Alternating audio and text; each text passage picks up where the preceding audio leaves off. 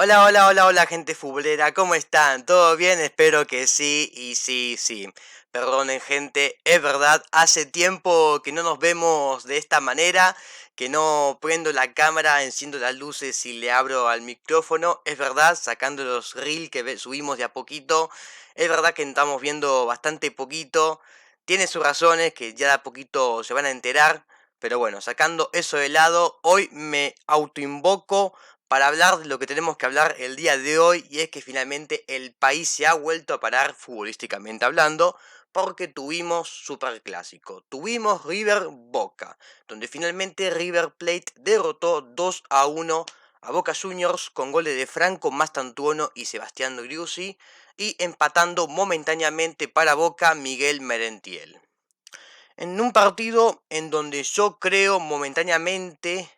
que volvimos a viajar en el tiempo al pasado, a esa etapa del River de Marcelo Gallardo. Y que no se me malinterprete, por favor, acá no hay chicanas, termiada y nada por el estilo, acá se habla solamente de fútbol, y es que nuevamente hemos visto a un Boca inferior, a un Boca débil, a un Boca que no cree que puede pararse en mitad de cancha y combatirle un clásico a River, en donde finalmente hemos vuelto un planteo inferior de su entrenador, que el día de hoy era Fernando Gago, que puso finalmente línea de 5 defensores, que se disfrazaba de un 3-4-1-1, pero que después de todo fue un 5-3-2, donde finalmente apostaba Boca al contragolpe, a una jugada de la segunda pelota rápida, apostando por los mano a mano entre los delanteros con los defensores y buscando el error o la falla en el momento y aprovecharla, siendo algo que hemos visto a lo largo del tiempo que a Boca no le funcionaba y que era muy chico para Boca ese tipo de planteamientos para un partido como este estilo, y que finalmente así lo fue, así lo sufrió, donde finalmente todo el primer tiempo y mitad del segundo pasó el fútbol y las ocasiones claras del partido solo por los pies de los jugadores de River, de Marcelo Gallardo, que con una 4-3-3 o una 4-5-1 o algo así, le generó peligro, y que de a poquito este equipo de Marcelo Gallardo va cobrando memoria de lo que alguna vez fue. Pero bueno, hablemos del partido en sí. Un gol o un River que se pone en adelante, que fue peligroso en los primeros minutos, ya rápidamente buscando el arco rival, donde de arriba era bastante peligroso, que no podía sacar la pelota Boca, y que también vendía muchas faltas, y donde finalmente, hablando de faltas, ahí aparece finalmente el primer golpe del partido, con una falta excelente, bien ejecutada, de Franco Mastantuono, el chico de 17 años que se acaba de convertir en el jugador más joven en convertir un gol en un superclásico, haciendo historia. Franco Mastantuono en un golazo de 28 metros con su pierna zurda, apostando al palo del arquero de un Agustín Marchesín muy mal parado, muy mal ubicado, en donde finalmente se confía de la pegada juvenil de un chico de 17 años, donde luego eso le costó muy mal, que luego vio en primera fila cómo esa pelota ingresaba en su ángulo superior izquierdo. Un golazo de otro nivel, demostrando jerarquía a este chico, que claramente su cláusula de queda bastante chica, donde River tendrá que ver si hace algo con esa cláusula que le de 45 millones de dólares o de euros, en donde ya tiene algún que otro pretendiente en el mundo, viéndolo al joven chico. Veremos si finalmente River le renueva el contrato. Recordemos que finaliza en diciembre de 2026. Y si a ver si le aumenta la cláusula de 45 a 55 o 60. Donde yo creo que hoy mismo Franco Mastantuono los vale. Pero bueno, luego de eso, River era superior. River mostraba jerarquía, River mostraba el juego, River mostraba que era peligroso, que generaba el juego, que lo inundaba a Boca, que lo desbordaba en todos los huecos, teniendo línea de 5 defensores, que buscaba la falta y finalmente la tenía, porque era falta. Pero finalmente, en una jugada fuera de contexto, porque lo que fue, un despeje de Lautaro Blanco que queda en el medio de la zona de River, y un error en el cálculo de Pesela a la hora de cabecear y despejarla, y le queda picando a Miguel Merentiel, que se lanza en carrera para mano a mano con Franco Armani, que finalmente define excelente el jugador uruguayo y convierte el empate para Boca.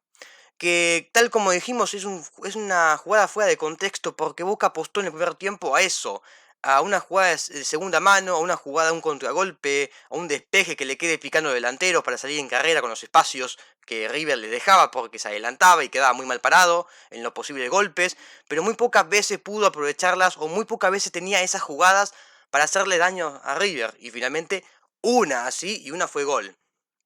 Pero que después de eso volvió a ser el mismo primer tiempo de siempre, un River que tenía la pelota, un River que manejaba los tiempos, que manejaba el ritmo del partido, que manejaba el juego y que era peligroso y que se triangulaba con todos en el medio, que un gran partido de la mayoría de casi todos,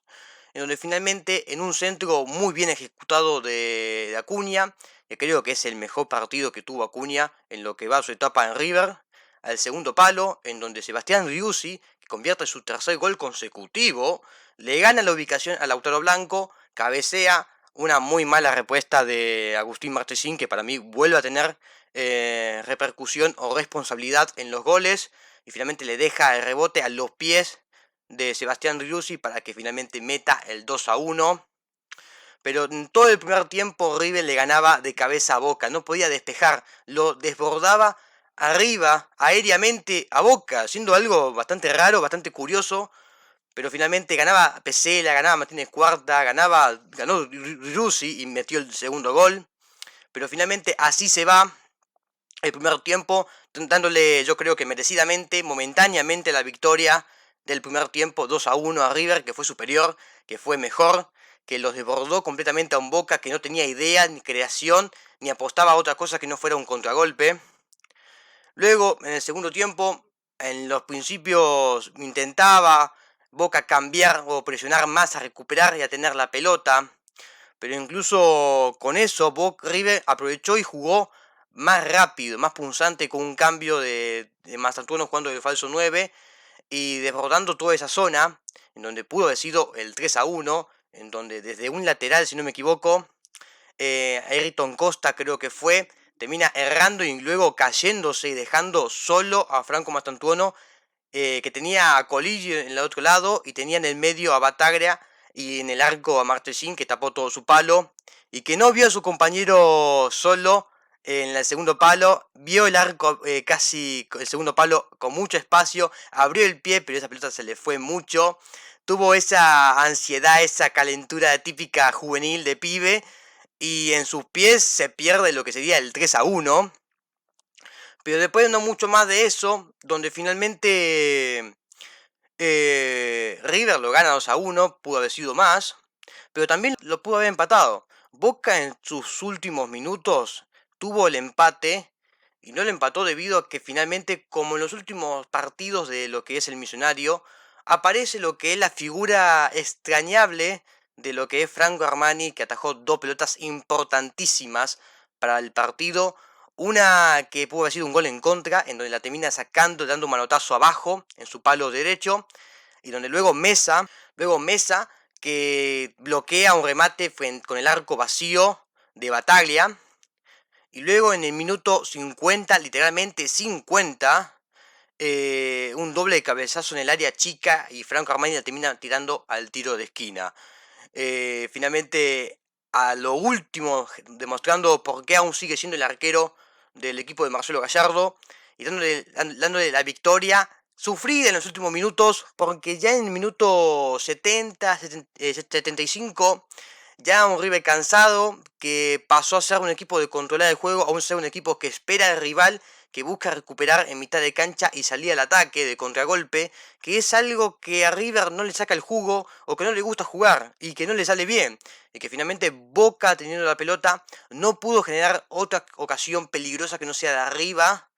en donde finalmente muy poco de Zenón, muy poco de Palacios, Miguel Merentiel bastante solo con el planteo, Delegado que en el segundo tiempo empezó a controlar más la mitad de la cancha, pero creo que ya muy tarde, Lautaro Blanco y Avíncula que no se proyectaban al ataque, no podían y que no hacían lo mejor que hacían, que era tirar centro o desbordar por el centro. pero un planteo bastante pobre que finalmente terminó repercutiendo, influyendo negativamente en lo que son las funciones ofensivas del equipo. Luego, finalmente, en lo que fue el partido en sí, los cambios de ambos entrenadores. Para River ingresó finalmente Fabricio Bustos en lugar de Gonzalo Montiel, porque en el medio no se sentía cómodo el campeón del mundo, que finalmente tuvo que ser reemplazado en el entretiempo. Luego Maximiliano Mesa, que no tuvo un buen ingreso, no tuvo jerarquía, no tuvo implicancia en el segundo tiempo, tampoco fue destacado ni tampoco no fue protagonista, en el que tan solo bloqueó un remate de Bataglia que pudo haber sido el 2-2. Rodrigo Aliendro, que jugó más de 5, que tampoco tuvo mucha implicancia. Después Manuel Lanzini, que tampoco, que se ubicó como volante por izquierda a tapar y a cubrir esa banda en caso de que Avíncula se proyecte. Y finalmente Miguel Ángel Borja, que en el medio se peleó con Marchesini y recibió una amarilla, y que creo que eso fue lo más destacado que tuvo el colombiano del partido.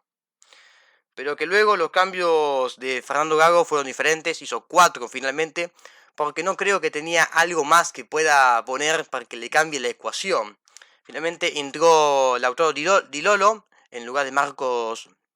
Rojo, que estaba molestado, estaba en peligro de ser expulsado, que tampoco creo que haya tenido un buen partido tampoco el ex Estudiante, el ex Manchester United. Después ingresó Ezequiel Ceballos para jugar un poco más por los extremos, que Boca no apuntó a eso en el primer tiempo, a ser un equipo centralizado, un ataque directo, punzante, a no irse por las ramas, por los extremos, y atacar rápidamente al arco de River, que solamente fue una ocasión y que fue gol, pero que es repito, es un esquema o es un planteo muy débil, para lo que por lo menos para mí.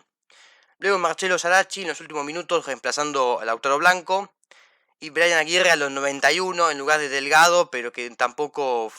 tuvo implicancia en lo que fue el final del partido. Pero hablando todo, creo que tuvo un partido correctísimo de todos lo que son los de River.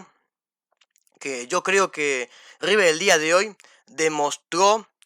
o encontró, mejor dicho, los jugadores que buscó en su momento. Que es un partido que River lo gana por la jerarquía de Franco Mastantuono, por la jerarquía de Acuña, por la jerarquía de Franco Armani, por la jerarquía de Driussi, por la jerarquía de Enzo Pérez, que jugó un partidazo y que aparentemente los clásicos aún no le quedan grandes y que juega muy bien. Estudiante de La Plata y contra Boca, que jugó bastante bien Enzo Nicolás Pérez, pero un equipo sólido, correcto, en el que de a poquito River va recordando, va recobrando memoria de lo que es o lo que fue en su momento con el equipo de Marcelo Gallardo. Un equipo compacto, juntito, pero que en el medio es dinámico, sincronizado, ordenado, que tiene la armonía, que triangula, en el que acumula pases y termina desequilibrando o desordenando toda defensa rival, y que así fue, por lo menos en este día, en esta tarde, con una defensa de línea de 5 de Boca, que finalmente termina en esta ocasión de esta manera. Finalmente cierra lo que fue para River una casi excelente semana, con lo que fue el empate en Quito, en Copa Libertadores, empatando un partido que en el primer tiempo jugó muy mal, y que luego salva y se pone puntero en su grupo, y que luego se lleva el superclásico que le da toda la felicidad a la gente riverplatense, que ya lo ubica y lo consolida como uno de los mejores 4 de su zona para clasificar a los octavos del torneo de apertura y para jugar de local, por lo menos en los octavos, o dependiendo quién le toque en los cuartos o en las semis. Y luego este Boca de Fernando Gago que vuelve a sufrir un golpe, que vuelve a sufrir un golpe anímico, un golpe deportivo, en donde aún los equipos de Fernando Gago no ganan los partidos importantes, y que vuelve a retumbar vuelve el recuerdo de lo que fue la saga con Alianza Lima a principio de año, que se queda fuera de la Copa Libertadores,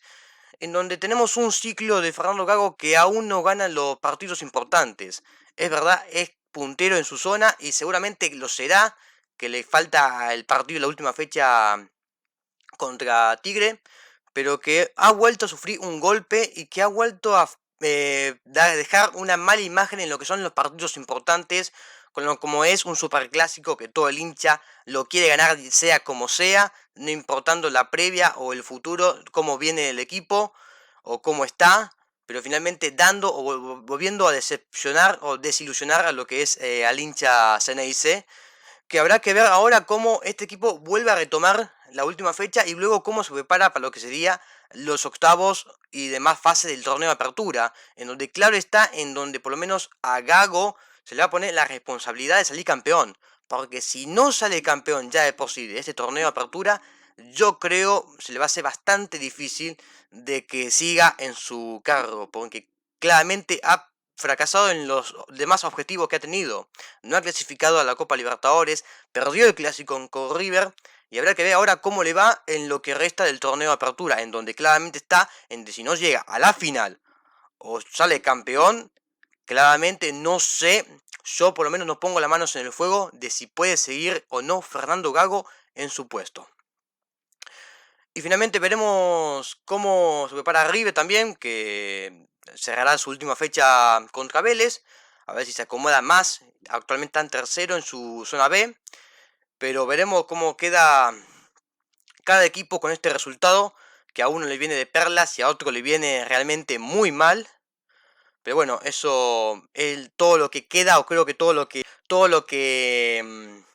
necesitamos hablar o entender de lo que dejó este partido. Finalmente creo que se me ha acabado todo lo que tenía para decir. Finalmente les agradezco por la paciencia, por seguir estando suscriptos al canal, por ver este video hasta el final. Muchísimas gracias. Sé que estoy últimamente un poco desactivo